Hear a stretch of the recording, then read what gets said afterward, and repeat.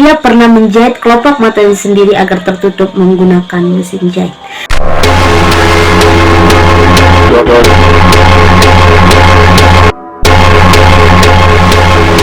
Halo teman-teman, welcome back to my channel YouTube.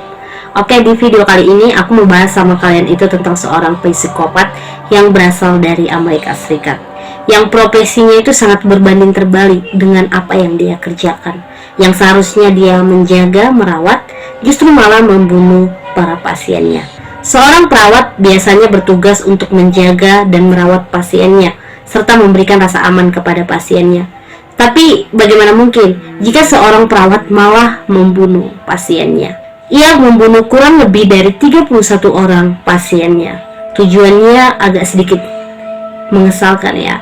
Bagaimana ketika dia membunuh, dia ingin memenuhi hasrat seksualnya. Gene Topan adalah pembunuh asal Amerika yang sehari-harinya bekerja menjadi seorang perawat. Ia diketahui sudah membunuh kurang lebih dari 30 orang pasiennya. Gene Topan memiliki nama asli Honora Kelly. Gene Topan lahir pada tahun 1854. Ia lahir dari pasangan Peter and Beth Kelly, sepasang imigran asal Irlandia yang memutuskan untuk menetap di Amerika Serikat. Masa kecil Gene bisa dibilang tidak begitu indah. Selain dia terlahir dari keluarga yang pas-pasan, dia juga memiliki seorang ayah yang mabuk-mabukan dan bersikap kasar.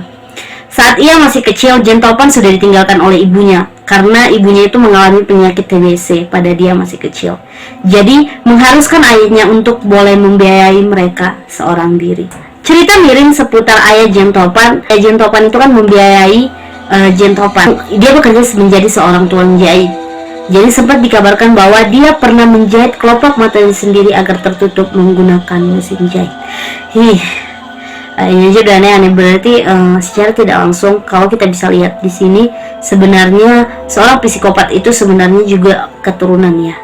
Kan ayahnya aja sanggup hidup-hidup menjahit kelopak matanya sendiri. Pada tahun 1860, hanya beberapa tahun setelah kematian istrinya, membawa dua anak bungsunya, Delia Josephine yang berusia 8 tahun dan Honora yang berusia 6 tahun ke Boston Female Asylum, panti asuhan untuk anak perempuan yang tidak mampu. Peter menyerahkan kedua anaknya dan tidak pernah menjenguk anaknya lagi.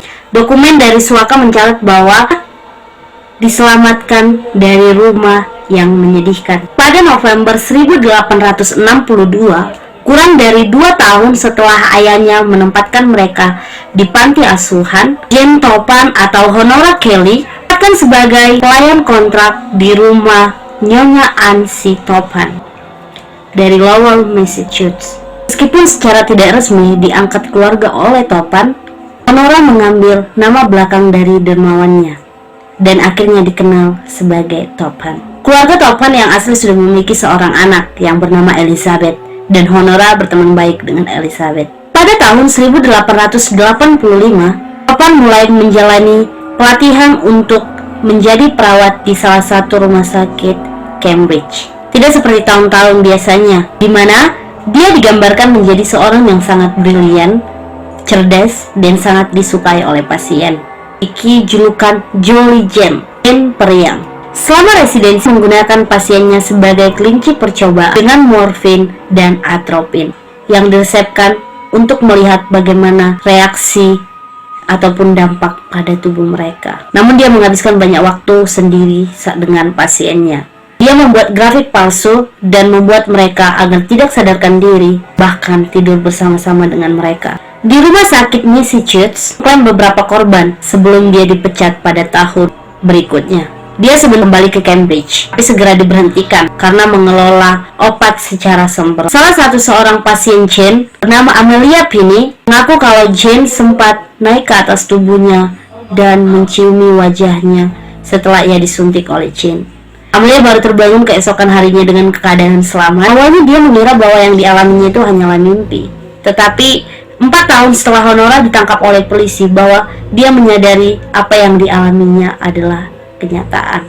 Lepas dari reputasinya yang negatif, Jane di mata perawat, Jane tetap dianggap sebagai perawat yang berbakat oleh kalangan dokter. Pada tahun 1888, atas rekomendasi dari dokter, Jane menjalani pelatihan di Rumah Sakit Umum Massachusetts. Jane keburu dikeluarkan dari rumah sakit tersebut karena ketahuan meninggalkan bangsal rumah sakit tanpa izin. Jane kemudian kembali bekerja di Rumah Sakit Cambridge. Namun lagi-lagi ia dikeluarkan kerap memberikan obat-obatan secara sembrono.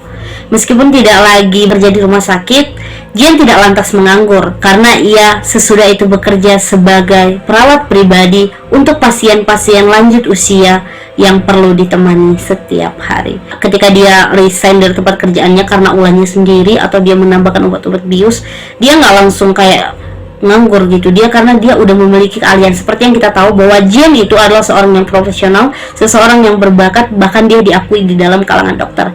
Jadi dengan skill yang dia punya, dia membuka klinik sendiri untuk merawat orang-orang. Jane melakukan pembunuhan pertamanya pada tahun 1895. Korbannya adalah tuan tanahnya sendiri, Israel Dunham. Jane mengaku membunuh Israel memakai racun karena tidak tahan dengan sikap Israel yang menurutnya sangat cerewet dan mudah marah. 2 tahun kemudian, giliran istri Israel yang bernama Lovey Dunham yang dibunuh oleh Jane. Tahun 1899, Jane bertemu kembali dengan Elizabeth setelah Elizabeth mengundang. Jane menghabiskan hari libur di rumah keluarga Topan. Tanpa diketahui oleh Elizabeth, Jane secara diam-diam mencampurkan racun stretching ke minuman Elizabeth. Setelah membunuh Elizabeth, Jane menggadaikan perhiasan-perhiasan milik Elizabeth. Ya ampun, udah ada itikat baik, dia malah membunuh. Tapi pada dasarnya seorang psikopat itu nggak bakal punya belas kasihan. Bulan Desember 1899, Jane diminta oleh seorang dokter untuk merawat pasiennya yang bernama Mary McClure. Jane kemudian membunuh Mary, memakai racun, dan mencuri pakaian-pakaian milik Mary.